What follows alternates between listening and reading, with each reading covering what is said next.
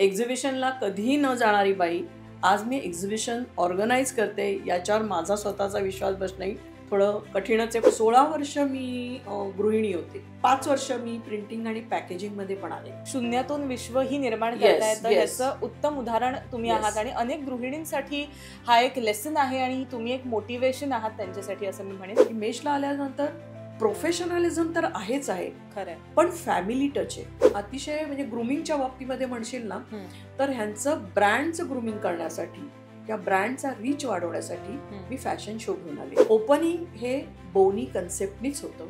जी पहिली कस्टमर येते तिच्याच हस्ते ती पूजा होते. प्रत्येक घरामधली जी बाई आहे ती त्या घरासाठी सेलिब्रिटीच आहे. नमस्कार, मी गार्गी. लोकमत सखीच्या सेल्फ मेड सखी या सेगमेंटच्या नव्या कोऱ्या एपिसोडमध्ये तुम्हा सर्वांचं स्वागत करते. तर आज आपल्या एपिसोडमध्ये अशी एक सखी आपल्याबरोबर आहे ज्यांचं नाव उद्योग क्षेत्रामध्ये अगदी सर्वश्रुत आहे. मेषच्या रूपाचं जाळं विणत विणत त्यांनी अनेक नव उद्योजकांना अर्थातच होतकरू बिझनेस वुमनना एकत्र आणलेलं आहे. एक हक्काचं, एक मानाचं असं व्यासपीठ त्यांनी दिलेलं आहे. अशा आपल्याबरोबर मेष एक्झिबिशनच्या संचालिका मेधा दिवेकर मॅम आहेत. मॅम, तुमचं लोकमत सखीमध्ये मी खूप खूप स्वागत करते. विशेष म्हणजे लोकमतचा ग्लोबल सखी अचीवर अवॉर्ड देखील त्यांना मिळालेला आहे. त्यांना सन्मानित करण्यात आलेलं आहे. पुन्हा एकदा तुमचं कौतुक आहे मॅम. मॅम, आपण आपल्या गप्पांना छान सुरू करूया. नक्कीच. सगळ्यात पहिली गोष्ट, नेहमीप्रमाणे खूप सुंदर दिसतायत. थँक्यू. आणि मला नेहमी एक गोष्ट मेषच्या बाबतीत क्युरियस करत असते, ती म्हणजे नावात काय आहे असं म्हटलं जातं, पण या नावातच खूप काही दडले असं मला कळलंय. अगदी परफेक्ट. तर हे नाव आणि त्याचबरोबर हा लोगो सुद्धा खूप युनिक आहे, खूप छान आहे. काय सांगाल याच्याबद्दल? कसा झाला मेषचा जन्म? मेषचा जन्म माझ्याही नकळत तो झाला. आणि तुला मला हे सांगायला आवडेल की बेसिकली मी या फील्डमधली पण नाही आहे. बरं. एक्झिबिशनला कधीही न जाणारी बाई आज मी एक्झिबिशन ऑर्गनाईज करते याच्यावर माझा स्वतःचा विश्वास बसणं थोडं कठीणच आहे. पण मी तरी सांगते मी तुला कसा झाला. माझ्या सोसायटीमध्ये, मी जिथे राहते महात्मा सोसायटी पुण्यामध्ये, तिथे बरेच उच्चभ्रू लोक राहतात आणि तिथे कधीही फनफेअर हा कधी केला गेला नाही. गणपती होत होते तर तेव्हा मी माझ्या त्या गणपतीच्या मंडळाला सांगितलं, तरुण मुलांना, साधारण असेल 2010, की सगळ्या सोसायटीजमधून फनफेअर होतो. अरे मुलांना, तुम्ही आपल्या सोसायटीत पण कधीतरी फनफेअर करा. हो काकू, करू करू म्हणून ते बाजूला राहिलं. 15 साली काय झालं, एक बाई बाहेरून आल्या आणि त्यांनी आम्हाला विचारलं की तुमच्या सोसायटीमध्ये करून देतो फनफेअर. तर ऑब्व्हियसली सोसायटीवाले बाहेरच्या लोकांना परमिशन देत नाही. तर तेव्हा माझ्या चेअरमन ज्या मॅडम होत्या त्यांना माझ्याबद्दल लक्षात आलं. त्या म्हणाल्या, अरे तिला विचार, मेधाला. आणि मला जेव्हा फोन आला तेव्हा मी तिला सांगितलं, माझ्या मैत्रिणीला, की आपणच हे करूया, बाहेरची लोक कशाला. आणि मग आम्ही फनफेअर अरेंज केला होता आमच्या सोसायटीमध्ये. व्हेरी फर्स्ट टाईम आम्ही केला. आणि म्हणजे जसा आपला कॉलेजमध्ये वगैरे धुमाकूळ असतो तोच धुमाकूळ मी आमच्या सोसायटीतही घातला. आणि त्यावेळेस मी हार्डली तरुण होते, 50 वर्षाचीच. आणि त्यावेळेस 50व्या वर्षी मी हे माझं झाला तो फनफेअर. लोकांना खूप आवडला आणि प्रचंड गर्दी आम्ही कॅच केली होती. पण परत म्हणजे लोक 6 महिन्यांनी मला म्हणायला लागले की मॅडम परत एकदा करा. My husband is from merchant navy. आणि तो थोडासा त्यावेळेस हे होता की कुठे उद्योग करते, घरातलं भरपूर आहे. आणि इंजिनिअरिंग फील्डबद्दल म्हणायचं झालं तर बिकॉज ऑफ दॅट हजबंडच्याच फील्डमुळे मला हे थोडंसं बॅकफूटवर यावं लागलं. कारण म्हणजे सुरुवात इंजिनिअरिंगने झाली. हो हो. बर. I was with very multinational companies like Alfa Laval, Sabro, ABB. So अशा मोठमोठ्या कंपन्यांमधून मी होते. At a time I used to work on 14 projects. Yeah so ती एक मल्टी प्रोजेक्ट हँडलिंग वगैरेची मला ती कल्पना होती, किंवा त्याचं ब्लड म्हणशील ना तर तसं झालेलं होतं माझं. सो कॉर्पोरेट फील्डचाही मला या ह्याच्यामध्ये भरपूर उपयोग झालेला आहे. प्रोजेक्ट मॅनेजमेंटचा उपयोग झालेला आहे. सो ते जे काही प्रोजेक्ट मॅनेजमेंट आहे ते मी माझ्या फनफेअर किंवा शाळेचं जे काय होतं, शाळा कॉलेजचं, ते सगळं मी इथं ॲप्लिकेबल केलं आणि तुफानी झालेला होता. जेव्हा परत 6 महिन्यांनी करायची वेळ आली त्यावेळेस पण मी तो केला. दिवाळीमध्ये आम्ही केला होता तो. आणि तेव्हा बघ ते गाणं होतं, I forgot that song, Shantabai, या रिमेंबर. हा, सो शांताबाईचं गाणं, शांताराम आलाय, शांताबाई आली, तिचा मुलगा आलाय, असं मी त्या फनफेअरमध्ये टाकलं आणि प्रत्येक स्टॉल मी एक्सप्लेन केला. आणि हे स्टॉल मिळाले कसे हे पण माझ्यासाठी आश्चर्य आहे, कारण ज्या मी कुठल्याही एक्झिबिशनला न जाणारी बाई, स्टॉल मिळवणंही डिफिकल्ट होतं. पण माझी एक फ्रेंड होती की तिने मारवाडी एक 7-8 स्टॉल आणि माझ्या बडबड्या स्वभावामुळे 12-15 स्टॉल, असं करून आम्ही पहिला आमचा फनफेअर नक्कीच यशस्वी केला होता. अक्षरशः माझ्या फ्रेंड्सला, की फनफेअर म्हणजे फूडचं पण असतं, तर जिच्यात थोडीशी सुद्धा जर मला असं लक्षात आलं की ही इंटरेस्टेड आहे, की तिचं डोकं खाऊन, तिला पटवून मी तिला ते कन्व्हर्ट केलं होतं. अगदी आमच्या घरातून सुद्धा माझ्या सासूबाईंचा पण मी स्टॉल तिथे आणलेला होता. अरे वा. इतक्या सगळ्या गोष्टी करून माझं पहिलं फनफेअर झालं. सेकंड फनफेअरही आमचं अशाच पद्धतीने सक्सेसफुल झालं. आणि त्यावेळेस एक सहज डोक्यात एक कन्सेप्ट आला, why not to go ahead with exhibition. आणि सहज मी माझ्या मैत्रिणीला म्हटलं, चला आता आपल्याला खूप यायला लागलं, माझ्यातला मेधामधला मे आणि तिच्या नावातला श, अच्छा, असं अप्लाय करू आणि मेश करू. बर, म्हणजे मेशचा जन्म असा झाला, नक्कीच असा झाला. पण जेव्हा मी प्रोजेक्ट घेऊन आले होते की आपण कुठेतरी फनफेअर करावं, तर माझा एका ठिकाणी इन्व्हेस्टमेंटचा फ्लॅट आहे, तर आय थॉट की आय शुड गो देअर. पण त्या लोकांनी एवढा उत्साह नाही दाखवला. सो आय सेड की जाऊ दे, everybody saying no no no, मी कशाला, म्हणून मी शांत राहिले. पण एका सोसायटीमध्ये मी गेले होते माझ्या मिस्टरांच्या मित्राकडे, तर त्याच्या बायकोला माहिती होतं की असं काहीतरी मी प्रयत्न करते फनफेअर वगैरे ऑर्गनाईज करायचा. तर ती म्हटली, काय झालं गं? तर म्हणलं, नाही गं, कुणालाच इंटरेस्ट नाही आहे, जाऊ दे ना. आणि एकदम मी तिला प्रश्न विचारला, तुझ्या सोसायटीत करू? ती हसली, तिने मला रेफरन्स दिला की जा आमचं नाव सांग. गेले, अगेन द सेम थिंग. तो मॅनेजर म्हटला, नाही नाही, फनफेअर आम्ही बाहेरच्यांना अलाव करत नाही. म्हटलं जाऊ दे. उठायला लागले तर ते म्हणाले की नाही नाही, but you can do exhibition. बर, there actually the thing started. आणि एक जेव्हा मी माझ्या सोसायटीत दुसरा फनफेअर केला होता, त्यावेळेस चौगुले कार. सो त्यांचे जे मेन होते अत्रे सर, सो त्यांनी मला त्यावेळेस सपोर्ट केला होता. तर तेव्हा त्यांनी मला सांगितलं होतं की मॅडम, जेव्हा तुम्ही, तुमचं तर कॉर्पोरेटमधला जबरदस्त अनुभव आहे, जेव्हा तुम्ही कॉर्पोरेटमध्ये जाल तेव्हा नक्की मला सांगा, आम्ही तुम्हाला सपोर्ट करू. पण ही सोसायटीचं नाव सांगितल्यावर ते आले. आणि मग व्हेकल्स, देन कोणी लाईक फायनान्सर, की ज्यांना सोसायटीतल्या लोकांशी कम्युनिकेट करायचं आहे, पण समहाऊ सिक्युरिटी रिझनमुळे दे कॅनॉट कम्युनिकेट, सो अशी लोक, देन टूर्सवाले, आणि प्लस हाय क्लास प्रॉडक्ट घेऊन, हे साडीज, दागिने जे आपले डेली वेअरमध्ये लागतात. सो असं सगळं घेऊन मी तिथे आले. आणि ते जेव्हा मी आणलं तेव्हा अजून एका ओळखीच्या माझ्या भावाच्या मित्रांनी मला गाईड केलं की जेव्हा तू ॲडव्हर्टाईज करशील त्यावेळेस instead of informing through words, picture that gets stuck in anybody's mind, so ते तू आण. मग आता जेव्हा मी डिझायनिंगला ॲक्च्युली बसले तेव्हा मला लोगो पाहिजे, corporate background. I will not say की मेधा दिवेकरनी केलंय हे म्हणून. सो तेव्हा मी तो मेश तसाही रेडी होता डोक्यात. मग मेश म्हणजे spider net. I asked my friend, पण तिला काही त्याच्यामध्ये इंटरेस्ट नव्हता. सो ते पहिल्याही याच्यामध्ये ॲक्च्युली सगळं जे वर्क होतं ते मॅक्स माझंच होतं, इनपुट्स. सो शी सेड की यू कॅरी ऑन. आणि एक टाइमपास म्हणून जे सुरू केला होता, लिटरली टाइमपास, बरं, that has reach today to this level. पण टाइमपास करताना सुद्धा एक डोक्यात कन्सेप्ट नक्कीच होता की it should be corporate style. Right. म्हणजे हंकी फंकी उठलोय आणि चालू केलंय असं नाही. त्यामुळे जे काही मी अरेंजमेंट केल्या प्रेझेंटेशनलाही, त्याला सुद्धा डोक्यामध्ये फिक्स ठेवून की मला इथं व्हाईटच कव्हर पाहिजे, व्हाईटच फ्रील पाहिजे. प्रेझेंटेशन त्याच्यामुळे आतमध्ये आल्यानंतर सॅटिनच्या हव्यात बऱ्याच गोष्टींमध्ये मी त्याच्यात इनपुट्स दिली की मला हे असं पाहिजे. नंतर प्रॉडक्ट्स शेजारी सेम सेम नाही आले पाहिजे. हे सगळं मी घातलं त्याच्यामध्ये आणि ते स्टार्ट केलं. राईट. आणि ओव्हरऑल ग्रूमिंग, येस, आणि ते केलं मी क्लासी क्लास सोसायटीमध्ये, की बरं. जिथे लोकांकडे खिसे पण भरलेले पाहिजेत. अच्छा. मला असं म्हणायचं नाहीये की मिडल ह्याच्यामध्ये किंवा कमी ह्याच्यामध्ये लोक खरेदी करणार नाहीत, हम्म, पण जेव्हा टेबलाच्या पलीकडची व्यक्ती हम्म, बिझनेससाठी उभी राहते त्यांना हम्म. बिझनेस हवा असतो हो, आणि बरोबर. क्लास घेऊन ते उभे आहेत. बरोबर. बरोबर. हम्म, सो त्या वस्तूची किंमत हम्म, जर खिसा भरलेला नसेल हम्म.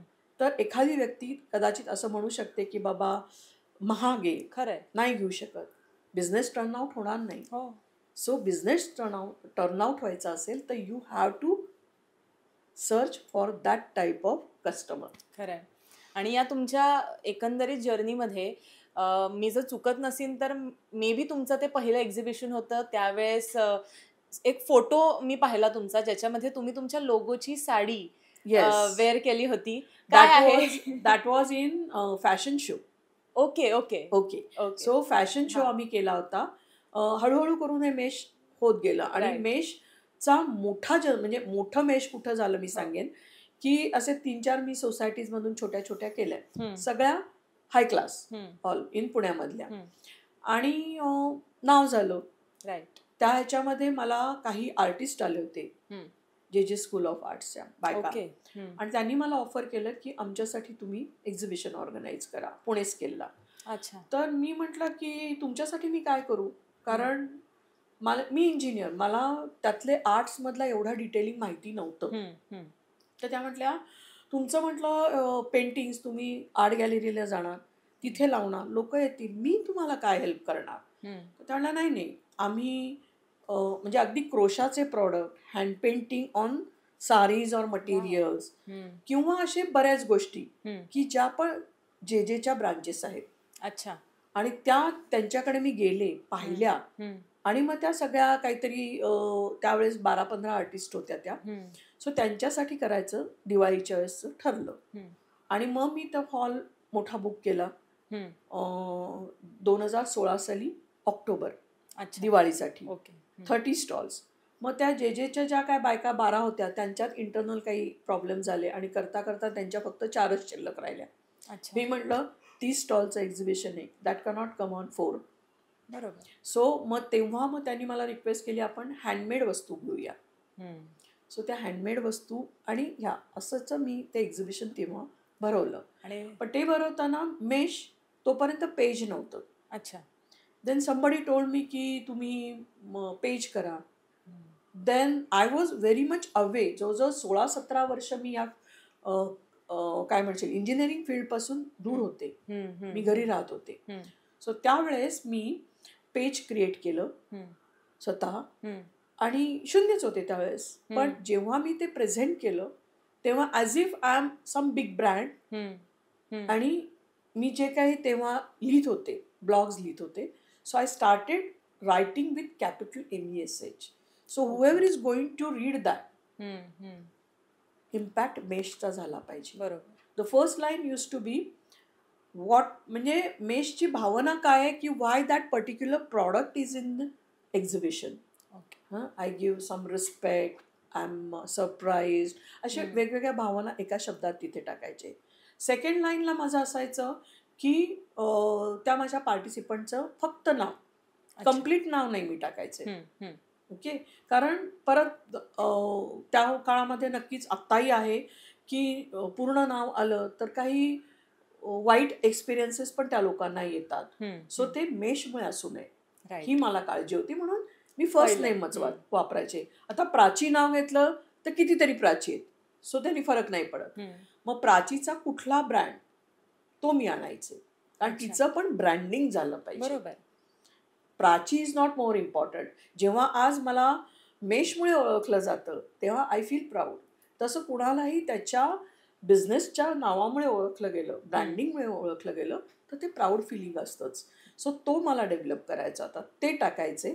आणि ते टाकताना ह्यातल्या बऱ्याचशा बायका ह्या होम पिचवर वर्क करत होत्या. अच्छा. होम ग्राउंडमधूनच त्या देत होत्या. हम्म, पण मग ते सांगताना सुद्धा बा मुलायजा, होमली स्टुडिओ, होमली बुटीक असं हे टाकून मी ते टाकत होते. हम्म. मग त्या बुटीकमधून ती काय आणती, Right. तो प्रॉडक्ट. हम्म. त्या प्रॉडक्टलाही 2-3 शब्दात एक्सप्लेन करायचे आणि मग मी माझ्या कस्टमरला एक्सप्लेन करायचे. Who is that lady who is going to purchase that. मग त्या लेडीच्या डोक्यात मी असे शब्द टाकायचे की तिला वाटलं पाहिजे दिस इज मी, मीच आहे ती हे खरेदी करणार. सो असा तो मी माझा ब्लॉग करत होते आणि मग कन्क्लुडिंगही देत होते, कारण हे वेगवेगळे ब्लॉग्स वेगवेगळ्या ठिकाणी जायचे. मग कुठे यायचं काय यायचं ते मी त्याच्यात टाकायचे. That's the way I started making that. आणि मग खाली एक सिनेमाचं ट्रेलर टाईपमध्ये मी पहिल्यांदा सुरुवातीला फोटोज देत होते. 6 महिन्याचंच मी केलं होतं एक्झिबिशन. आफ्टर दॅट आय केम 6 महिन्याने आले होते. मग तेव्हा मी व्हिडिओज घेऊन आले जे फेसबुकने दिले होते की त्या पेजवरच डेव्हलपमेंट करायला दिली होती.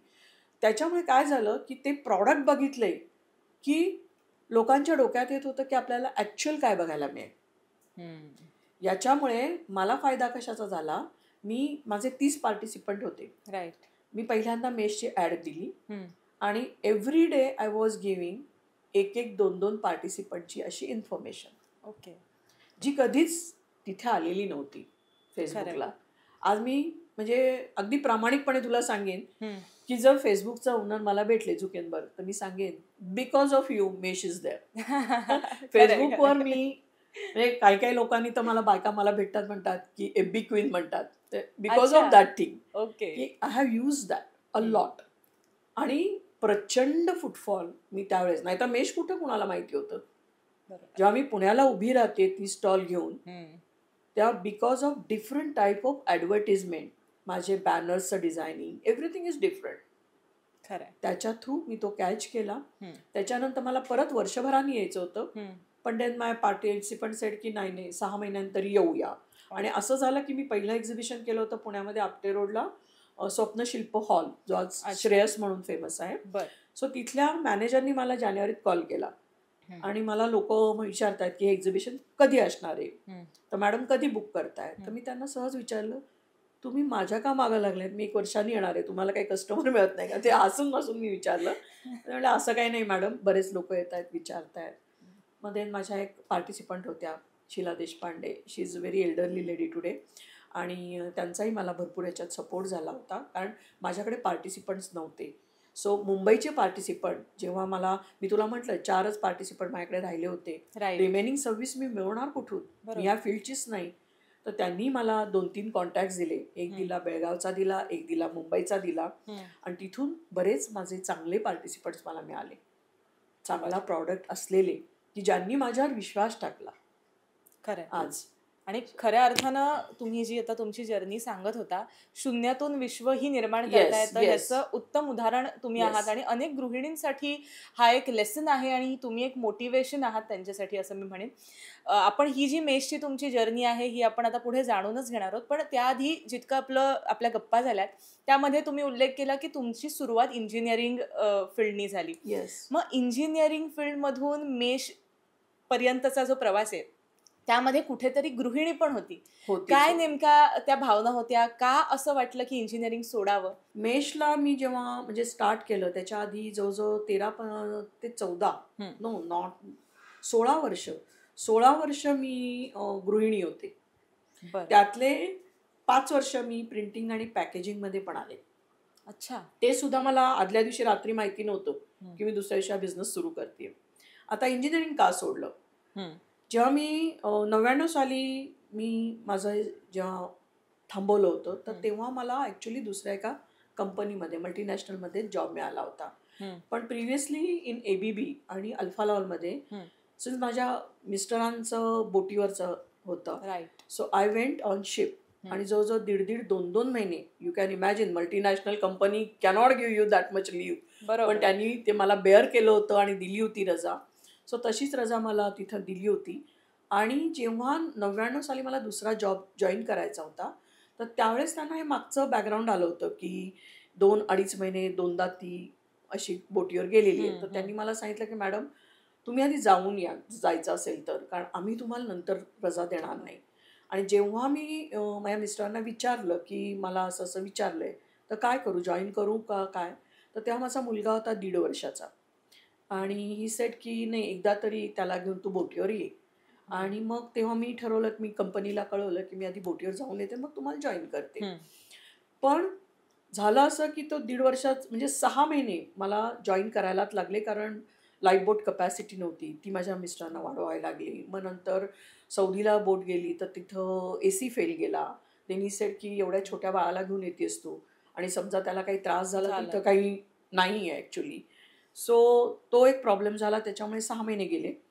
आणि देन ही सेड की आता माझं कॉन्ट्रॅक्ट संपलंय, मी येतोय. असं करत मी वर्षभर घरी राहिले. देन आय जॉईन हिम. मग नेक्स्ट याला मी जॉईन झाले. पण ते जॉईन होताना असं झालं की तो आधी जॉईन झाला आणि माझ्याकडे विजाज वगैरे नव्हते त्या त्या ह्याचे, त्यामुळे मी अडकले. पण मी 2 दिवसांनी त्याला जॉईन झाले आणि जवळजवळ 5.5 महिने I was on the ship. Then I return back. आणि त्या कंपनीला समजत नव्हतं 1.5 वर्ष ही बाई येत नाहीये, व्हॉट इज द प्रॉब्लेम. मग शेवटी मी त्यांना सांगितलं की नाही पॉसिबल होते, दॅट्स म्हणजे इथंच थांबूया आपण, मी नाही जॉईन करू शकत आहे. 1.5 वर्षांनी जेव्हा मी आले आणि परत I was thinking to join back, तर तोपर्यंत कसं झालं, माझ्या सासूबाई अमेरिकेला गेल्या 3 महिन्यासाठी. आता माझा मुलगा होता 3 वर्षाचा. सो 3-4 वर्षाच्या मुलाला सोडून मला ते शक्य नव्हतं. आणि माझं मी प्रोजेक्ट्समध्ये असल्यामुळे मला टूर्स पण होत्या. टूर्स पण कशा होत्या, काही डिफाईन्ड होत्या की प्लॅन्ड होत्या, पण काही आला प्रोजेक्टच्या याला जर काही प्रॉब्लेम आला तर यू हॅव टू फ्लाय. कारण तुमचा प्लॅन जर तिकडे थांबलेला असेल तर यू नीड टू गो. मग त्यावेळेस कंपनी तुमच्या डोळ्यातलं पाणी नाही बघणार. आणि ह्या मी फेस केला होता जेव्हा माझा मुलगा 3.5-4 महिन्याचा होता, तेव्हा मी जॉईन केलं होतं. आणि 15 दिवसात म्हणजे जेव्हा माझं फिडिंग बेबी होतं त्याच वेळेस मला साईटला जावं लागलं होतं. तोही मी प्रकार मी केला होता. जेव्हा 8 महिन्याचा तो होता त्यावेळेस एका स्वीडिश प्रोजेक्टवर मी काम करत होते आणि स्वीडनची सगळी टीम येणार होती आणि मीच हँडल करत होते. त्यामुळे मला ते संभाजीनगर, तेव्हाच औरंगाबाद, मला तिथं जाणं भाग होतं. तेव्हा ते बेबी सांभाळणारी मुलगी, आई, अशी सगळी टीम घेऊन मी तिथं गेले होते. पण असं प्रत्येक वेळेस पॉसिबल नसतं.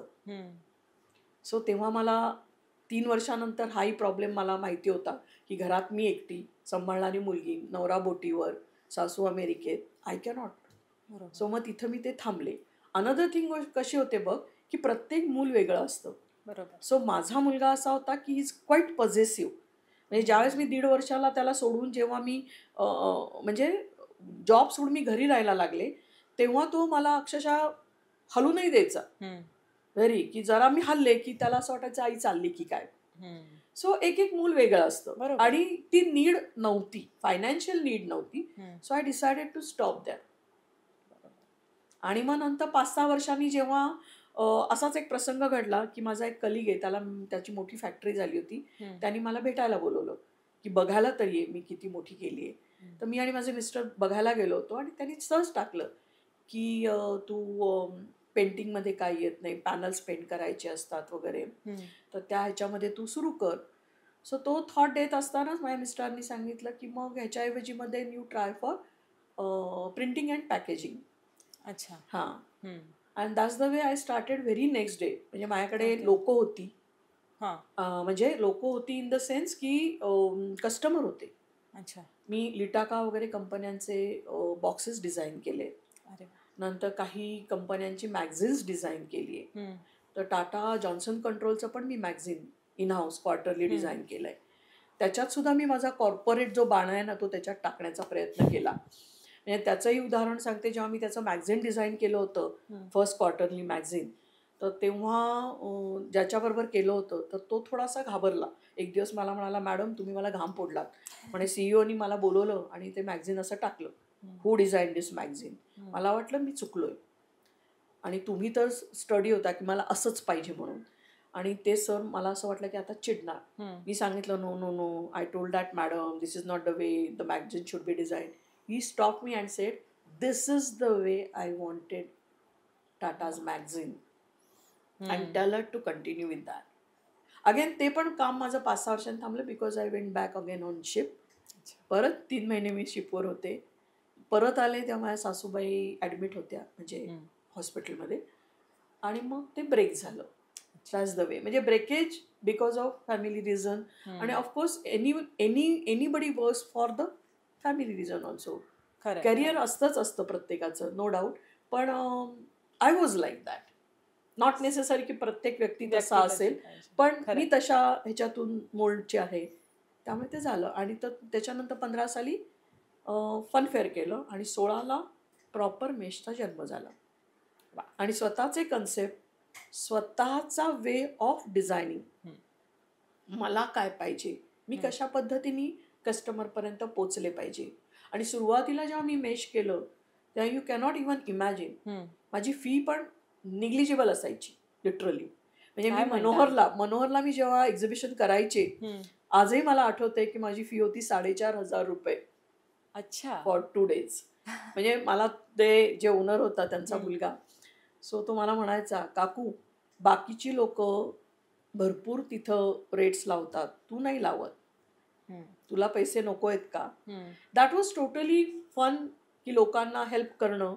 कोणी म्हटलं नाही देऊ शकत आम्ही एवढे, प्रॉडक्ट चांगला आहे ना, तो मात्र मी पारखून घेतला, क्वालिटी प्रॉडक्ट, आणि त्यांना मी तसा कस्टमर दिला. आणि तो कस्टमर कॅच करताना सुद्धा तो कसा कॅच करायचा त्याच्यासाठी मी काम केलं. मॅम, संघर्ष आव्हान कोणाला चुकलेलं नाहीये. आणि सगळ्यात जास्त काय म्हणतो ना की शॉक बेरर म्हणजे बिझनेस हे क्षेत्र मानलं जातं. तर तुम्हाला कसा संघर्षाचा सामना करायला लागला, आणि विशेष म्हणजे कोरोना हे आपल्या सगळ्यांसमोर एक वेगळं आव्हान, संकट, आपण काही म्हणू, ते घेऊन आलं होतं. सो त्याचा कसा इम्पॅक्ट तुमच्यावरती झाला, कसं तुम्ही पुन्हा सगळं उभं? कोरोनानी खूप शिकवलं, खूप खूप शिकवलं, प्रत्येकाला शिकवलं. त्याच्यामध्ये तुला मी सांगते, जेव्हा कोरोना सुरुवातीला जेव्हा 20 साली आला, मार्चमध्ये माझं पाडवा एक्झिबिशन होतं. I use to do only 4 exhibitions a year. म्हणजे 18 सालापासून आय कॅन टेल यू कशी एक्झिबिशन्स होती. 18ला जेव्हा मी मनोहर सुरू केलं, आधी आपटेस ह्याला मी जे करत होते स्वप्नशिल्पला, फक्त वर्षातून 2 एक्झिबिशन्स हँडक्राफ्टेडसाठी. मी ज्वेलरीसाठी पण एक्झिबिशन केलं, हँडमेड ज्वेलरीसाठी. येस, ते म्हणजे 12 स्टॉलसाठी फक्त दागिन्यांसाठी. कारण मोठमोठ्या ज्वेलर स्वतःसाठी एक्झिबिशन करतात, आणि ते खूप फेमस झालेलं, खूप फेमस. दागिना हे नाव मी त्याला दिलं होतं, आणि ते प्रचंड हिट झालं. मनोहरमध्ये छोटा हॉल म्हणून घेऊन केलं होतं. तो म्हणाला, काकू आमच्याकडे पण कर मोठं एक्झिबिशन. मी म्हटलं नाही मी स्वप्नशिल्पाला करते, नाही करत. तर तो म्हटला, बघ पाडव्याला विचार कर. तो पाडवा म्हटल्यानंतर म्हटलं चला फेस्टिवल रिलेटेड आपण एक्झिबिशन करू. सो पाडवा मी 18 साली केला. मग तो दणक्यात गेला एकदम. मग तो मी 18 साली मग मी राखी केलं, दिवाळी केलं, आणि 19ला मी केलं अगेन संक्रांत. सो 4 आपण वर्षाला करत होतो, संक्रांत, पाडवा, राखी आणि दिवाळी.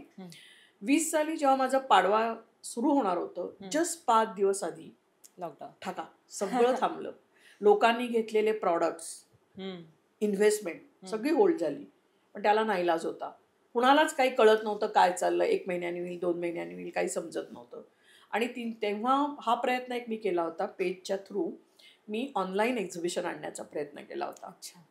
पण त्यालाही एवढा प्रतिसाद नव्हता मिळत. कारण कसं आहे की एक तर फायनान्शियल क्रंचेस सगळ्यांनाच फेस होत होते. दुसरी गोष्ट, जर कुठला प्रॉडक्ट घ्यायचा असेल तर तो बघून घेण्याची प्रत्येक बाईची इच्छा, फील तो. सो त्यामुळे तेवढं ते वर्कआउट होत नव्हतं. झालं नाही असं म्हणणार नाही, पण जेवढं एक्सटेन्शन पाहिजे होतं तेवढं नाही मिळालं एक्सटेंडेड. सो मग मी काय केलं, ऑगस्टमध्ये कसं करता येईल एक्झिबिशन त्याचा प्रयत्न केला. ऑगस्टही पॉसिबल झालं नाही. मग तेव्हा आलं होतं की 50% सगळीकडे हळूहळू परमिशन द्यायला सुरुवात केली. मग मी मनोहरला जाऊन भेटले होते मॅनेजमेंटला त्यांना, आणि त्यांना मी विचारलं, तर त्यांचा चांगुलपणा इतका छान की त्यांनी मला विचारलं की काकू कर.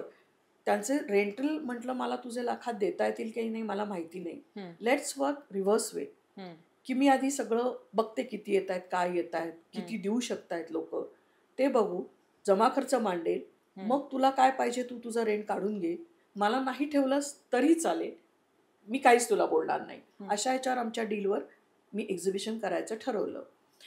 जेव्हा मी ह्या मार्चचा माझा सगळा ग्रुप होताच, सगळेजण माझ्या मागं होते की करा करा करा. पण ॲक्च्युली जेव्हा मी एक्झिबिशन करायचं ठरवलं, बाजारातली सिच्युएशन फार वाईट होती. लोक येतील की नाही इथपासूनची शंका, त्यामुळे आपली इन्व्हेस्टमेंट, आपण टाकणारे पैसे ते रिटर्न होतील की नाही ही शंका, आणि त्याची गॅरंटी कोणीच कुणाला कधीच देऊ शकत नाही. हो, पण आणि बिझनेसची गॅरंटी कोणी आजही आपण देऊ शकत नाही. तर तेव्हा मी काय देणार होते, मी पटवायचा प्रयत्न लोकांना केला. त्याच्यातून पहिल्या दिवशी मला आठवतंय फक्त 5 स्टॉल आले. आणि मग रात्री मी व्हिडिओ कॉल घेतला आणि सांगितलं, जर आता इतकी लोक एवढे 55 मधले फक्त 5च येत आहेत, तर तुम्ही पण विचार करा, नको असेल तर सोडून द्या. तर त्याच्या ह्याच्यामध्ये एक जणी मला सांगितलं, मेधाताई आता तू ह्याच्यावर बोलली, आता आपण दुसरं बोलूया. मेष लागले आणि भरपूर गर्दी होणार आहे, तू ते कसं हँडल करणार आहे, लेट्स टॉक अबाउट दॅट. त्या एका वाक्याने, हर नेहमीच हर्षदा देसाई, मला इतकं बूस्ट केलं. मी म्हटलं, हर्षदा, जेव्हा मार्केटमध्ये एवढं निगेटिव्ह आहे, how can you say like that? ती म्हटली, मेधाताई, मेष आहे, वी हॅव अ गॅरंटी, येणार पब्लिक, सो आता तू ह्याच्यावर काम करायला. मग मी कॉर्पोरेशनची परमिशन, पोलिसांची परमिशन, या सगळ्या परमिशन, रिटर्न परमिशन घेतल्या. म्हणजे पोलीस कमिशनरनी तर मला सांगितलं की कोण आहे, म्हणजे कोणीच असं परमिशन मागायला येत नाही, तुम्ही आलात. म्हणजे तिथेच वर्थ दिसली, ट्रस्ट दिसला. नंतर त्यांनी मला एक प्रश्न विचारला होता की समजा खूप गर्दी झाली तर तुम्ही तुमचा क्राऊड कसा कंट्रोल कराल? तर तेव्हा मी एक, जसा सिनेमा किंवा काय हाऊसफुलचा बोर्ड असतो तसा मी एक बोर्ड बनवून घेतला होता. हाऊसफुल, मेष हाऊसफुल, अगेन मार्केटिंग, मेष हाऊसफुल. सो तो एक बोर्ड करून घेतला होता मी. ते मी त्यांना सांगितलं. कॉर्पोरेशननी पण मला परमिशन दिली आणि म्हणजे विथ परमिशन झाल्याशिवाय मी इव्हन इव्हेंट पण क्रिएट करणार नाही. 17 तारीख आय रिमेंबर, घटस्थापना होती. सकाळपर्यंत काहीच नाही आणि दुपारी या धडाधड माझ्याकडे परमिशन. आशीर्वाद बघ देवीचा. खरंय, जेव्हा एखादी चांगली गोष्ट घडणार असेल ना, 17ला मी डेट सकट तुला सांगू शकते. 17ला मी संध्याकाळी इव्हेंट क्रिएट केला. The moment I created event, many people started approaching me आणि I could get around 28 stall. आणि जेव्हा माझ्याकडे 12 स्टॉल आधी होते 12-13 तारखेला, तर मी त्याला कॉल केला होता मनोहरला की अरे नाही रे बाबा, 12 स्टॉल आहेत, कसं काय करणार? मला वाटलं होतं तो म्हणेल की जाऊ दे, सोडून दे, एवढ्या मोठ्या हॉलमध्ये 12 स्टॉल म्हणजे काहीच नाही. तो म्हणला 12 तर 12 घेऊन ये, मी आहे ना. हां, सो दॅट्स द वे 30 स्टॉलला घेऊन मी तेव्हा मनोहरला केलं होतं. आणि तेव्हा मी सगळं फ्युमिगेशन वगैरे लाईव्ह जाऊन लोकांना दाखवलं. We are doing fumigation, people have that much trust. 4,500चा फुटफॉल आम्ही घेतला होता आणि जबरदस्त बिझनेस. वाव. दिवाळी माझ्या सगळ्या लोकांची, पार्टिसिपंटची अप्रतिम सुंदर झाली. खरंय, हेच तर सक्सेस आहे. Unless you do, unless you play. आणि अजून तुला पुढे सांगते, मग तो जमा खर्चाचा हिशोब घेऊन मी त्याच्याकडे गेले होते, मनोहरवाल्याकडे. त्यांनी मला शांतपणे सगळं बघितलं आणि मला पण पैसे ठेवले, स्वतःलाही ठेवले. पण म्हणजे असं नाही झालं की, कारण रेंट वॉज म्हणजे तेवढं नव्हतं अचीव्ह झालेलं आमचं, but still we supported each other. बरं, म्हणजे एकंदरीत आपण बोलता बोलता तुम्ही बोलून गेलात की कठीण काळामध्ये सुद्धा लोकांची जे तुमच्यावर प्रेम होतं, जो प्रतिसाद होता, तो तुफान होता. इतर वेळेस तर तो तुफान असतो आणि एक ॲज अ बायर म्हणून किंवा कस्टमर म्हणून मी नेहमीच खूप एक्सायटेड असते. हा कसा प्रवास असतो? ही एक्साइटमेंट तुमच्यामध्ये कशी असते? काय नेमकी प्लॅन? आय विल से की हे जे म्हटलं ना, सगळं मीच करायचे. म्हणजे कधी कधी असं इरिटेटिंग होईल समोरच्याला, म्हणजे जिथं तिथं मेधा दिवेकर असायची, टेबल लावायची मेधा दिवेकर, ॲडव्हर्टाईज करायची मेधा दिवेकर, एव्हरीवेअर. म्हणजे कुणाचा इंटरव्ह्यू घ्यायचा आहे, पटकन कस्टमरचा इंटरव्ह्यू घ्यायचा आहे, हे सुद्धा मी स्टार्ट केलं होतं. हॅपी कस्टमर्स वगैरे सगळ्या गोष्टी मी घेत गेलेले होते. किंवा एखाद्या प्रॉडक्टबद्दल, आता मी हे जे साड्या वगैरे वेअर करते त्याचंही मी तुला नक्की सांगेन की 21 साली जेव्हा मी माझा दिवाळीचं एक्झिबिशन केलं होतं, तर माझी एक पार्टिसिपंट आहे, doctor Prachi Navare.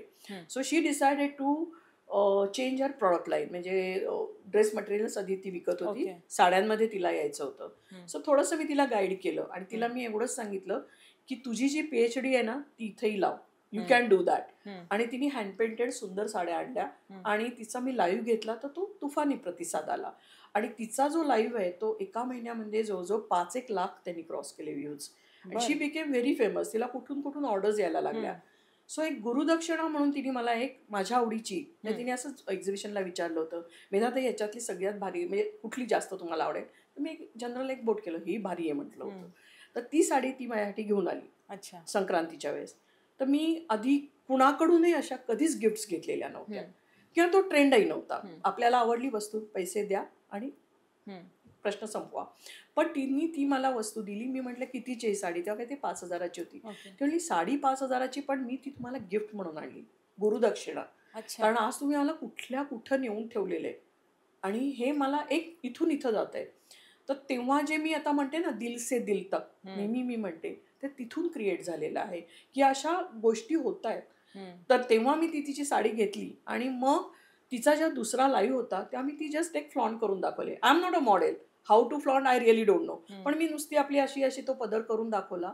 It happen की तिने त्या साडीला तिला मेधा साडी हे नाव द्यावं लागलं आणि तीच साडी तिने जवळजवळ आजतागायत जवळजवळ 200 पीसेस खपवलेत.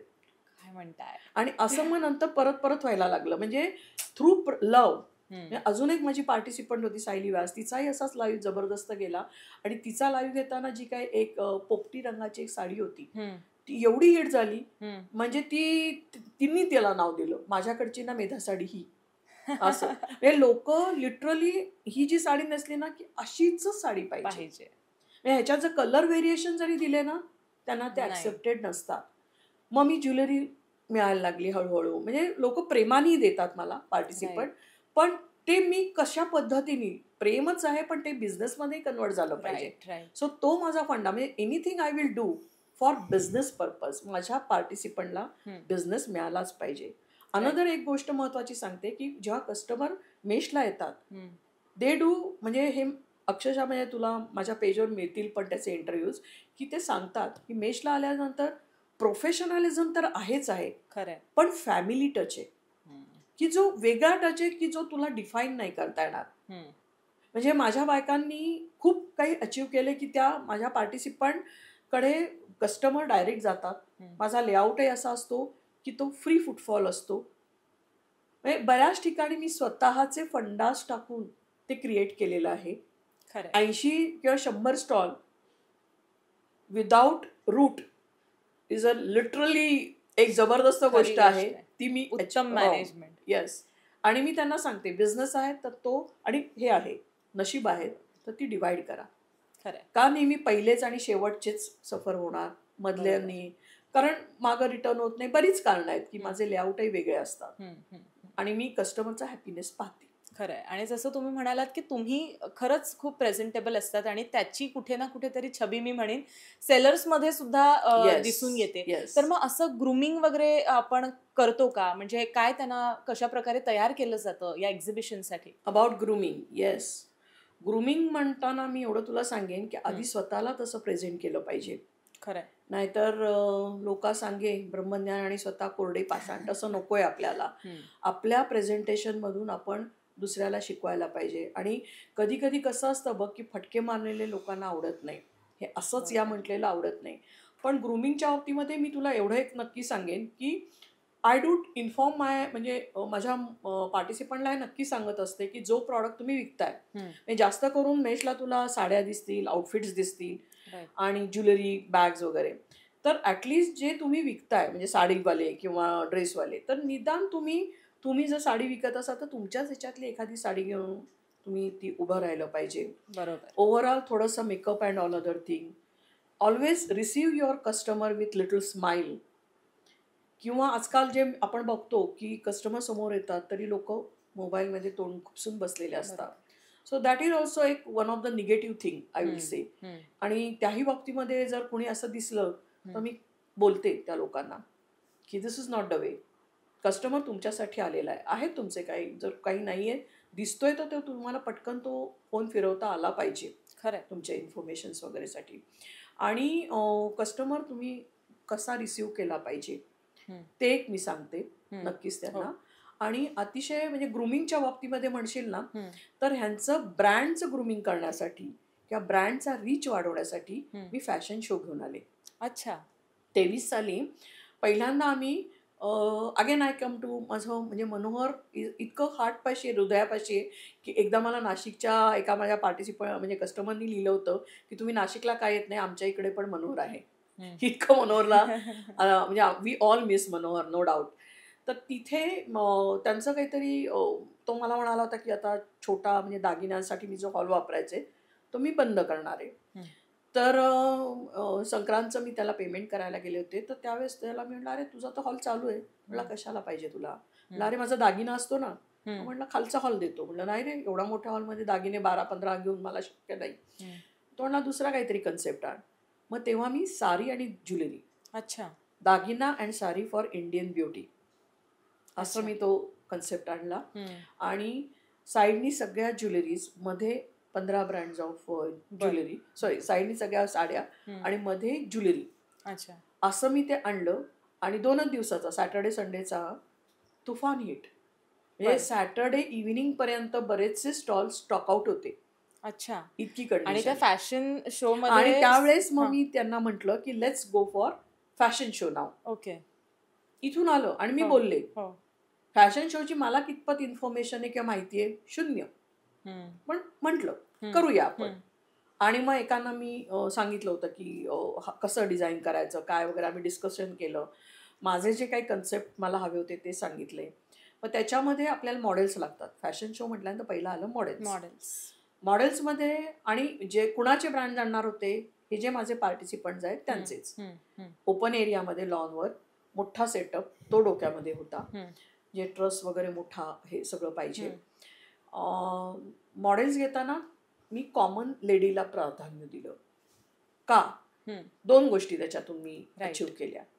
एक तर कॉस्टिंग. जर मी मॉडेल्स आणल्या तर त्यांचं प्राइसिंग, त्यांचं सगळं ते मला बेअर होणं शक्य नव्हतं आम्हाला. मला म्हणण्यापेक्षा आम्हाला पार्टिसिपंट सगळ्यांनाच ते शक्य नव्हतं. अनदर अतिशय महत्त्वाची गोष्ट, जर एखादी सुंदरशी शेलाट्या बांधण्याची जर मी मॉडेल आणली आणि तिच्या अंगावर मी काही साडी किंवा ड्रेसेस घातले, तर माझ्यासारखी जी कस्टमर बसलेली असेल ती म्हणणार ती सुंदर आहे, ती बारीक आहे म्हणून तिला छान दिसतं.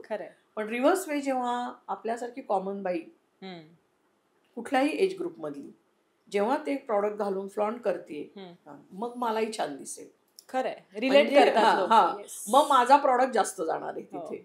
सो इतकं सिम्पल हे ठेवलं. आणि मी तो पहिला फॅशन शो ऑर्गनाईज केला होता. आणि तू म्हणते ना संकट, तिथे पहिल्या फॅशन शोला 5.5 लाखाचा मी लॉस घेतला. कारण आदल्या दिवशी सगळं प्रिपरेशन झालेलं आणि लॉनचं ते काय अतिक्रमण डिपार्टमेंटनी आले आणि ते सगळं उखडून टाकलं. We couldn't execute that. त्यावेळेस त्याच्या आधी जस्ट झाला होता माझा दादर. साडी दागिना झाला, मग आम्ही दादरला गेलो होतो. दादरला मी पहिली मराठी ऑर्गनायझर आहे जिने बाहेर लाईन लावली होती. 1 किलोमीटरची जवळजवळ लाईन होती. आणि ती सुद्धा 24, 25, 26 मार्च एवढ्या उन्हामध्ये. तो हॉलच कमी पडला. जजमेंटच नव्हतं. आदल्या दिवशी रात्री मी तिथल्या मॅनेजरला म्हटलं होतं की जर समजा खूप फुटफॉल झाला, मला भीती होती की कुणाही सफोकेट नाही होता कामा, तर आपण काय करू की पुढचा दरवाजा बंद करू, शटर टाकू, मागच्या दरवाजातून लोकांना बाहेर काढू आणि मग परत आत घेऊ. कारण काय होणार काहीच माहिती नव्हतं. मी पहिल्यांदा पुण्याच्या बाहेर पडत होते. आणि 11 वाजता तुला सांगते सगळ्यांची टेबल पडायला लागली, इतका क्राऊड आत. मी स्टेजवर होते. माझे खालच्या पार्टिसिपंटने असं बघितलं की बघ काय होतंय, कसं म्हणजे हाऊ टू हँडल. मग मी त्या मॅनेजरला फोन कॉल करून सांगितलं की बस ते शटर डाऊन करतो. म्हणलं शटर काय डाऊन करू, पुढे येऊन बघा काय झालंय. I was scared. काय झालंय. मी कशी तरी त्या एवढ्या ह्याच्यातून बाहेर पडले. AC फेल, सगळं फेल. कारण एवढ्या क्राऊडला काय हँडल करणार. बाहेर येऊन बघते तो केवढा मोठा मॉब बाहेर, अराउंड 200 लोकांचा. How to handle. ही लोक आत आली तर मी संपलेच. आतमध्ये ऑलरेडी क्राऊड. कुठून डोक्यात आलं लिटरली मला माहित नाही. मी नमस्कार केला, कानाला हात लावला, म्हटलं आतमध्ये प्रचंड गर्दी आहे, प्लीज लाईन लावाल का, क्यू कराल का. फटाफट बायकांनी क्यू केला. मला इतकं वाईट वाटत होतं की एवढ्या उन्हात अनात त्या बायका माझ्यासाठी आल्या आहेत, अक्षरशः स्वेटिंग शिवाजी पार्कला. पण सगळ्यांनी मला तेवढंच पॉझिटिव्ह रिस्पॉन्स दिला की मॅडम नका चिंता करू, मुंबईकरांना ना लाईन लावायची सवय आहे, तुम्ही चिंता करू नका. पण मला फील होत होतं की माझ्यासाठी लोक लाईनीत उभे, जे मला ऍक्सेप्टेड नव्हतं. तो अतिशय सुंदर, once in a lifetime, असं परत परत घडत नसतं. काही गोष्टी अगदी मनाच्या कोपऱ्यात असतात. दॅट वॉज म्हणजे ज्या पद्धतीने प्रेम मिळालं. रात्रीच्या लाईव्हला मी म्हटले पण की शिवाजी पार्कच्या म्हणजे शिवाजी पार्कचा जो समुद्र आहे त्याच्यामध्ये त्या प्रेमाच्या समुद्रात आम्ही वाहून गेलोय. म्हणजे बायकांनी लिटरली आतमध्ये आलेल्या लोकांनी हातामध्ये काय येईल ती वस्तू मेशमधून मिळालीये म्हणून उचललीये. प्राईड ना अतिशय. म्हणजे हे माझ्यासाठी सगळ्याच्या मी वर पोचले होते. खरंय आणि हेच यश आहे, म्हणजे लोकांचं प्रेम आणि आपल्यासाठी अगदी सेलिब्रिटी प्रमाणे. येस, अक्षरशः 8-10 लाखाचा बिझनेस माझ्या पार्टिसिपंटनी त्या 3 दिवसात केलाय. खरंय की जो कधी परत केला असेल की नाही मला एवढं माहिती नाही, मी कारण विचारायला जात नाही, पण येऊन त्यावेळेस लोकांनी मला सांगितलं मॅडम काय हे. खरंय. आणि तुम्ही तो मान सन्मान अगदी तुमच्या प्रत्येक कस्टमरला सुद्धा तेवढ्याच प्रेमाने किंवा सेलरला सुद्धा तुम्ही देत आले नाही. एक्झॅक्टली. आपण गप्पा मारत असताना तुम्ही एक गोष्ट बोलला होतात की तुमच्या प्रत्येक एक्झिबिशनचं जे ओपनिंग असतं ते एका पहिल्या कस्टमरच्या हातून केलं जातं. काय ती कहाणी आहे नेमकी? पहिला एक्झिबिशन जेव्हा मी स्वप्नशिल्पाला केलं ना, तर 2 सेलिब्रिटीज माझ्या एक्झिबिशनला होते, राधिका विद्यासागर आणि अजून एक जण. तर त्यांच्या हस्ते मी तेव्हा ते ओपनिंग केलं. पण नेक्स्ट टाइमला कोण. बरोबर. आणि मग त्यावेळेस मला एक डोक्यात कन्सेप्ट आला की पहिलं जी कस्टमर येते तिच्या हस्ते बोनी केली ना तिने आमच्या याची, तिच्या हस्ते करायचं. आणि देवाची पूजा ही डेली झाली पाहिजे, एकदा करून थांबले नाही. सो एव्हरी डे आम्ही ती पूजा करतो. Celebrities are no doubt they have achieved their thing. पण आमच्या फील्डमध्ये कसं आहे की मला सेलिब्रिटीजसाठी लोक नको आहेत, मला माझ्या प्रॉडक्टसाठी पाहिजेत. Mesh product should be the celebrity for that people should come and visit. ते अतिशय महत्त्वाचं आहे. म्हणजे आता आमच्याकडे सेलिब्रिटीज येतात, we do catch them on our live किंवा त्यांचे व्हिडिओज घेतो नक्कीच. पण ओपनिंग हे बोनी कन्सेप्टनीच होतं. जी पहिली कस्टमर येते तिच्याच हस्ते ती पूजा होते. बाकी कुणालाही ते मिळत नाही. म्हणजे आम्ही सांगतो की कुणाचे कॉल आले तर मी सांगते की ma'am try to become first customer. आणि आजकाल आपण ऑनलाईन पेमेंट आहे, जीपे किंवा काय, त्यामुळे जर समजा जीपे वगैरे केलं तर मी त्यांना सांगते की जरा ₹1000 तिला द्या आणि नंतर मग हे करू. आणि ती पण बाई अगदी हसत खेळत ते करते. आणि अजून काय आम्हाला अचीव मिळतं त्याच्यातून, ती कॉमन लेडीला जेव्हा मी हा देते, महत्त्व देते, तर त्याच्यामुळे ती माझ्यासाठी 10 लोकांना घेऊन येते. खरंय. शी डू टेल. जर उद्या माझ्यासारख्या बाईला कुठल्या एक्झिबिशनचं वगैरे काय किंवा कुठलंही ओपनिंग करायला सांगितलं तर मी नक्की माझ्या 10 फ्रेंडला सांगेल तू जा, एक्झिबिशन चांगलं आहे. खरंय. सो तेही मी त्याच्यातून अचीव केलंय ऍक्च्युली. म्हणजे तिचा मानसन्मानही. आणि माझ्या मते प्रत्येक घरामधली जी बाई आहे ती त्या घरासाठी सेलिब्रिटीच आहे. Very true. खरंय. अशा घरांनी जर सिटी बनते, देश बनतो, तर त्या मेन्याला तर मिळालाच पाहिजे ना महत्व. खरंच. म्हणजे हे जे प्रेम आहे ते तुमच्या, मी जसं म्हटलं तसं सेलर असू दे बायर असू दे प्रत्येकावर दिसतं. Then we went for fashion show. Fashion show मी जेव्हा 63 ब्रँडसाठी मी आणला, 3 नंतर पहिला तर पडला, पण 6 महिने कन्सेप्ट होता डोक्यात, वर्कआउट करणार. मी नुमवीची स्टुडंट आहे, हाती घ्याल ते तडीच न्या, मी सोडणार नाही, शेंडी सोडणार नाही, एकदा तरी मी ते एक्झिक्यूट करून बघणार. ते डोक्यात होतं. मग माझा व्हेन्यू बदलला, मला सिद्धी बँकवेट मिळालं. थोडीफार त्यांच्याकडूनही हेल्प झाली, स्पॉन्सरशिपची मला मिळाली. आणि तिथे आम्ही 63 ब्रँड 3 डेजमध्ये 20, 21, 22 असं करून ते मी आणले. आणि कॉमन लेडीला परत आम्ही आणलं, तिला व्यवस्थित ट्रेनिंग दिलं 2 दिवस, आणि तिने आमचे प्रॉडक्ट लॉन्च केले आणि तो संपूर्ण लाईव्ह टेलिकास्ट केला आमच्या पेजवर. त्याच्यासाठीचं संपूर्ण नेटवर्किंग ते केलं आम्ही. बरं. म्हणजे जे काही आम्ही टाकलंय दॅट वॉज लाईक, जेव्हा ते एक्झिक्यूट झालं त्या मोठमोठ्याल्या ब्रँडची नावं लोकांनी घेतली की अरे त्यांच्या ब्रँडसारखं झालं तुमचं. सो ते केलं, जबरदस्त झालं. आजही ते यूट्यूबवर मेशचा आमचा आहे तो शो, की आयुष्यभरासाठी तो माझ्या पार्टिसिपंटला मिळाला. त्याच्यातले फोटोशूट्स मिळाले आणि कित्येक म्हणजे त्या ज्या मॉडेल्स होत्या त्याचे आमचे 3 दिवसाचे 3 ग्रुप्स तयार झाले. ऑल मॉडेल्स मनापासून इथून त्यांनी मला दुआ दिला की मॅडम आमच्या बकेट लिस्ट मधली एक तुम्ही इच्छा पूर्ण केली की रॅम्प वॉक करायची. कारण आपण असं बघतो प्रत्येकीला वाटत असतं, बरं वाटत असतं ना. सो ती इच्छा पण तिने आमची पूर्ण केली. त्याच्यात एका डॉक्टरचं मी तुला उदाहरण देते. त्या मंगेशकर हॉस्पिटलला ती होती आणि डॉक्टर ती पहिले 1-2 दिवस ती आली, तिने ते पाहिलं सगळं आणि तिने माझ्या कुठल्या पार्टिसिपंटकडे सेलरकडे चौकशी केली. तिने सांगितलं तुम्ही मॅमला भेटा, कोणी पण करू शकतं ते, तर तुम्हाला ट्रेनिंग देतील आणि तुम्ही फ्लॉन्ट कराल. तर तिने येऊन माझ्या टीमला भेटली. ती टीम म्हणजे काय, मी, श्री आणि अजून माझी असिस्टंट. आणि तिने लगेच तिला सांगितलं की मला हे करायचंय. आम्ही ते घेतलं तिला आणि तिने आम्हाला सांगितलं की रात्रभर ती सी सेक्शन्स करत होती. सकाळी फक्त 1 तासाची झोप घेतली, 6ला घरी आली, 7ला उठली, कारण म्हणाली माझ्या डोक्यात होतं की मला मेशला वॉक करायचं आहे, सो मला ट्रेनिंग मिळालं पाहिजे, मला हे केलं पाहिजे. आणि तिने तो फ्लॉन्ट केला product. She was so much, म्हणजे इतकी हे झाली होती, आनंदित झालेली होती की असं मला करायला मिळालं. कितीतरी म्हणजे पोलीस कमिशनर्सच्या पण वाईफ्स होत्या.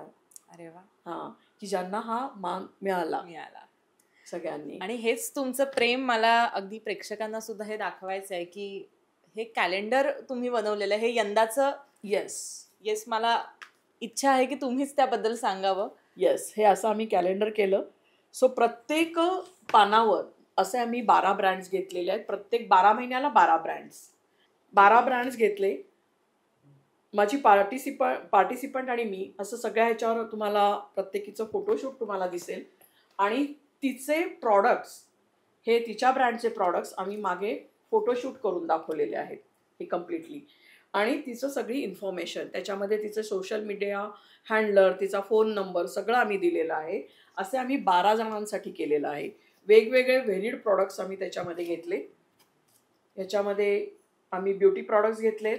फॅशन शोला पण मी beauty products, then home decor, ह्या सगळ्या वस्तू आणलेल्या होत्या. अगदी लाडू चिवडा पण आणलेला होता आम्ही. ह्याच्यामध्ये ज्वेलरी आहे, इकडे मागं दाखवलेले आहे. असे व्हेरिड प्रॉडक्ट्स आम्ही घेतलेले आहेत. म्हणजे पुण्यातल्या एका सोसायटीमध्ये सुरू झालेला हा प्रवास महाराष्ट्रभर पोहोचला आणि त्यानंतर आज देशभर पोहोचलाय. येस. कसं हे जाळं विस्तारलं गेलं, हे मेष मी म्हणेन, कसं जाळं विणलं गेलं, काय भावना आहेत आज? म्हणजे मला आजही मी स्वतःला आठवते, मेधा माझे म्हणजे घरातली सगळी कामं झाली की मी निशाचरे, रात्री 2-2 वाजेपर्यंत मी जागी असते, काहीतरी TV बघ किंवा काय सिरियल्स किंवा असं माझं तेव्हा चालायचं. पण हे जसं मी सुरू केलं तसं स्वतःचे सगळे कन्सेप्ट त्या सोशल मीडियावर, जर तू माझं पर्सनल जर पेज बघितलंस, अकाउंट पाहिलं मेधा दिवेकर, तुला काहीच एवढं मिळणार नाही. पण मेशच्या पेजवर मी स्वतःला अक्षरशः वाहून घेतलं.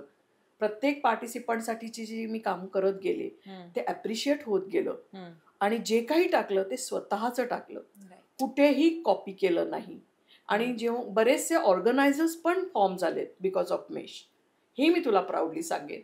बट एक गोष्ट जेव्हा मला ऑर्गनायझर कुठला विचारतात की आम्ही सक्सेसफुल कसे होऊ, तर बऱ्याच वेळा असं होतं की गिरवणं, कॉपी करणं म्हणजे झालं. नो, तिथं तुमची हे थांबते. सो तुम्ही दुसऱ्याला बघा, जरूर बघा, पण त्याच्यातून स्वतःचं डिझाईन टाका. म्हणजे आता ही साडी जर एखाद्याने पाहिली, जरूर घ्या त्याच्यातून आयडिया, पण स्वतःचं डिझाईन टाका. मग ते, आणि जेव्हा तुम्ही स्वतःचं टाकता ना, त्याला कुठेही एंड नसतो.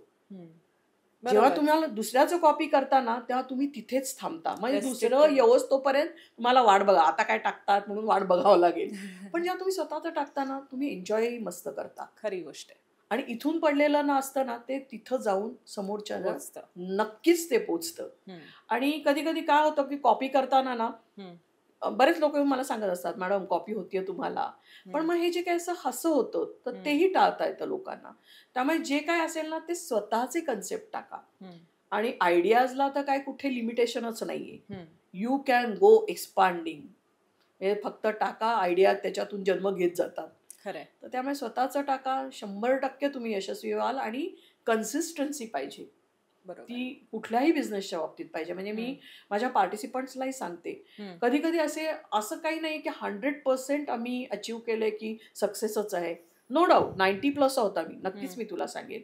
पण काही इव्हेंट्स हे असे पण होतात की ज्याला तेवढा रिस्पॉन्स नाही मिळत. जसं आता उदाहरण द्यायचं झालं तर तुम्ही जेव्हा जागा बदलता, नवीन प्लेस तर तुम्हाला हंट करायचीच असते. तोच कस्टमर बेस तुम्ही घेऊन किती वेळ काळ राहणार. जर तुम्हाला एक्सपांड व्हायचं असेल तर वेगवेगळ्या सिटीज तुम्हाला घेतल्याच पाहिजेत. आणि आमच्या लाईव्ह मधून आता वेगवेगळ्या सिटीजमध्ये लोक आम्हाला बोलवत आहेत. पण मग त्या केसमध्ये तुम्ही वेगवेगळ्या सिटीजला गेला पाहिजेत. खर्च आहे, रिस्क आहे, सगळं मान्य आहे, पण ते उचललंच पाहिजे. मग त्याच्यातून प्रत्येकालाच वाटत असतं आपण पैसे टाकले की त्याच्यातून यश मिळालंच पाहिजे, पण त्याची गॅरंटी नसते. आणि ते मी लोकांना क्लिअर सांगते, आजकाल जॉबची पण गॅरंटी नाहीये. तर मग धंदा करताय तुम्ही, बिझनेस करताय, मग त्याच्यात गॅरंटी तुम्ही अश्युअर्ड कशी मागताय? खरंय. खूप घासाल तेव्हा तुम्हाला ते मिळणार आहे. खरंय. तुमची नशीब पण असतात, सगळं मॅटर करतं. Very true. आणि आज मागे वळून पाहताना अशी कुठली गोष्ट की जी राहिली आहे किंवा अजून अचीव्ह करायची आहे, काही खंत आहे? आहे ना, आहे. काय? अजून एक खंत आहे की मी meshexclusives.com म्हणून माझी जी वेबसाईट काढली आहे. अच्छा. येस, ती पण काढताना प्रचंड पैसा, मी सांगूही शकत नाही तुला, एवढा मी त्याच्यामध्ये ओतला. पहिल्यांदा जेव्हा मी केली, कारण कसं मी तुला म्हटलं ना, मी पहिला दागिना केला, तर Right. त्यावेळेस लोकांना त्याचे दागिने खूप आवडले होते. पण मला काही लोकांनी सांगितलं की मॅडम यांचे आम्ही कार्ड घेतो, पण आमचे कधी कधी ती हरवली जातात. ह्या बायका घरातून ऑपरेट होतात, मग यांना कम्युनिकेट कसं करणार? बरोबर. तर म्हणजे घरी जाऊन ऑपरेट होणं हे थोडंसं कस्टमरच्या दृष्टीने ऑकवर्ड असतं, त्या बाईच्या दृष्टीने असतं. तर तुम्ही त्यांना ऑनलाईन का नाही आणत? तर तेव्हा ती माझी नीड नव्हती, मी काही लक्ष दिलं नाही. पण एकदा 19-20 साली असंच झालं की एका अमेरिकेच्या बाईने लिहिलं होतं मला की I want this product, will you ship it to US? तर मी तिला विचारलं की तुझं कोणी इंडियात नाही का बाई, की तिथं आम्ही शिप करू ते, आणि ती व्यक्ती तिथं देईल. तर तिने मला लिहिलं होतं, हा हा हा, if that would have been the thing, why I would have communicate with you. मला थोडासा राग आला की म्हणजे असं मैत्रिणी स्टाईल मी तिला सांगितलं होतं की असेल तर करू वगैरे. म्हटलं ही बाई असं काय मला बोलली, पण ते मनात राहिलं. Then I give a thought. पहिला अनुभव की तुम्ही ऑनलाईन का नाही आहेत. दुसरा हा, लोक आपलं दार वाजवतायत, नॉक करतायत, आणि आपण म्हणतोय की मला इंटरेस्ट नाही, मला हे नाही, ती माझी गरज नाही. तर मी माझ्या मुलाशी बोलले, म्हटलं अरे आता ह्या एजमध्ये मी कशाला हे सगळे उद्योग करत जाऊ. त्यांनी मला एक नायका का कुठले तरी एक साईट आहे बघ, त्याची मला त्यांनी उदाहरण दिलं. आई तुझ्याच इच्छा असताना त्या मॅडमनी सुरू केलं. आज दे आर व्हेरी सक्सेसफुल आणि बऱ्याच ब्रँडला ते सपोर्ट होते. तर तुला खरंच करायचं असेल तर तू कर. मी अजून एक विचार केला की माझ्याकडे एक्सक्लुझिव्ह प्रॉडक्ट आहेत, ब्रँड्स एक्सक्लुझिव्ह आहेत, युनिक प्रॉडक्ट्स आहेत, आणि कस्टमरही एक्सक्लुझिव्ह आहे. जर कित्येक साईट कुठली अगदी छोट्यातली छोट्यात, फालतूतली फालतू, क्वालिटी अश्युअर न करता पण वस्तू विकू शकतात. तर आपण तर क्वालिटी अश्युअर्ड वस्तू टू द एक्सक्लुझिव्ह क्राऊड आपला, आणि जे वाट बघतायत आपली, त्यांना नक्की देऊ शकतो. म्हणून मी ती वेबसाईट आणायचा प्रयत्न केला. पण माय बॅड लक की पहिल्यांदा जेव्हा मी आणलं तेव्हा एवढा सपोर्ट त्या कंपनीकडून मला नाही मिळाला, आणि त्याचं नॉलेजही मला नव्हतं डीप इनसाइड की हाऊ टू डिझाईन दॅट. माझ्याकडे फक्त आउटलेट्स होते की प्रॉडक्ट आहे, कस्टमर आहे, तू करून दे, त्यांचं लग्न तुम्हाला लावून दे. ते काही मला आतलं काहीच माहिती नव्हतं. पण त्यांनी ते गेलं. पण मग 3 वर्षांनी माझा मुलगा मला जॉईन झाला 2 वर्षापूर्वी, अँड आय टोल्ड हिम की त्याचा स्वतःचाही बिझनेस चालूच आहे. पण जेव्हा हे जसं एक्सपांड व्हायला लागलं, मी एकटीच सगळं हँडल करते, टीम आहे माझी 2-3 नो डाऊट, पण तरी घरचा कोणीतरी एक सपोर्ट मला पाहिजे होता. म्हणून मी माझ्या मुलाला रिक्वेस्ट केली आणि त्यांनी पटकन ॲक्सेप्ट केलं, आणि ही जॉईन मी आफ्टर आवर फॅशन शो. आणि त्याच्यानंतर मग त्याला मी सांगितलं ही माझी खंत की मला हे माझं राहतंय आणि आतून पिंच होतंय. मग त्यांनी आणि माझ्या स्टाफमधलं श्रीनी दोघांनी मिळून वेबसाईट स्वतः डेव्हलप केली. म्हणजे अगदी लॉयर्स सकट सगळीकडे आम्ही जबरदस्त फीस देऊन ती व्यवस्थित फुलप्रूफ केली. त्याच्यासाठी वेगळी कंपनी आम्ही फॉर्मॅट केली, कारण ही माझी प्रोप्रायटरी कंपनी आहे. आणि प्रोप्रायटरीला जाताना इफ एनिथिंग, कारण मी प्लॅटफॉर्म देते, if something happens people will catch me, so I have to be on company level.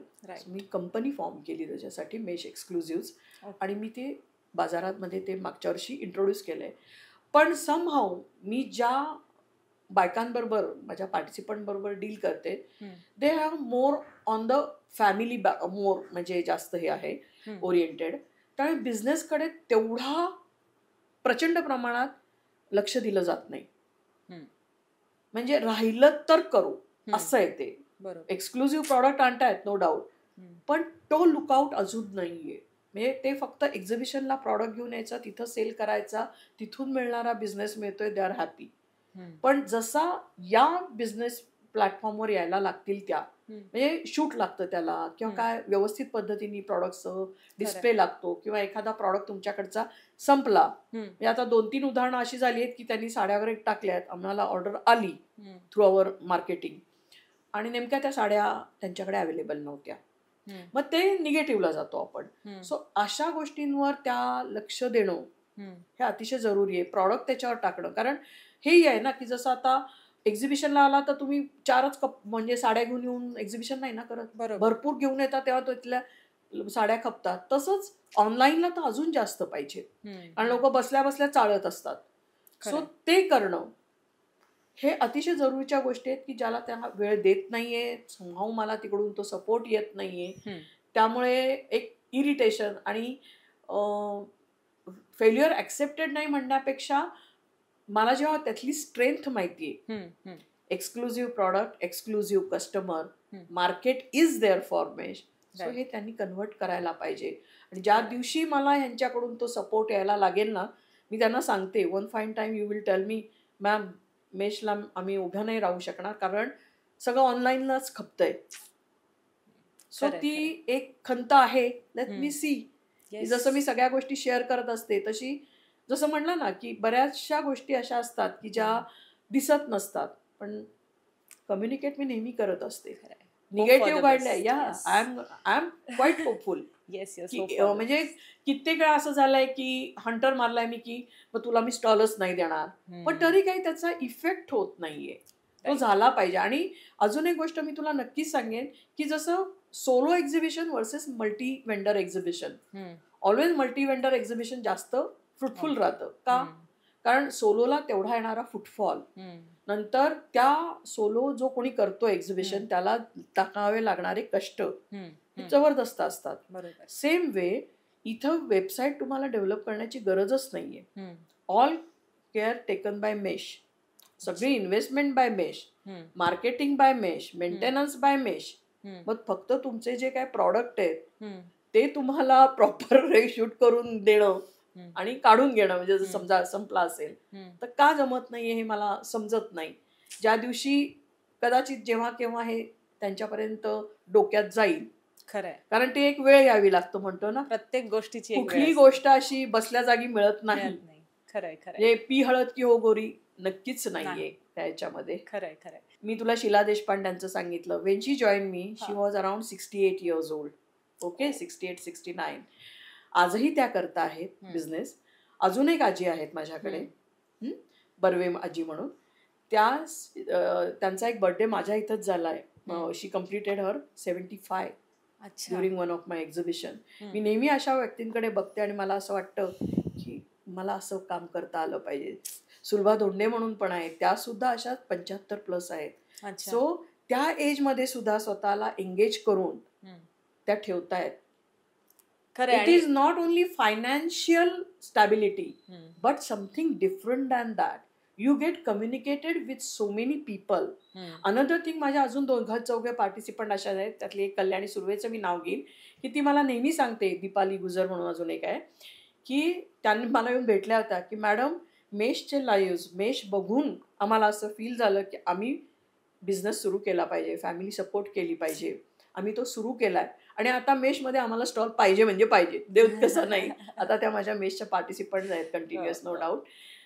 पण अशा पण बायका बऱ्याच मला सांगतात की मेश बघून आम्ही स्वतःचा बिझनेस सुरू केलाय आणि I feel very satisfied that moment की येस समवेअर समथिंग. अजून एक उदाहरण मी तुला सांगेल.